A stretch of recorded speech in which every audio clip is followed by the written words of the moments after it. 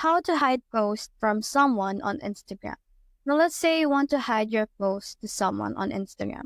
All you have to do is to click on this profile icon right here and click on the three lines on the upper corner.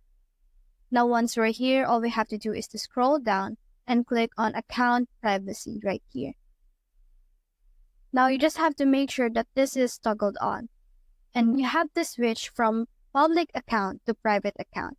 Because in private account, only those followers of yours or the people that you follow will be able to see the contents that you make, the posts that you make, as well as your following and followers.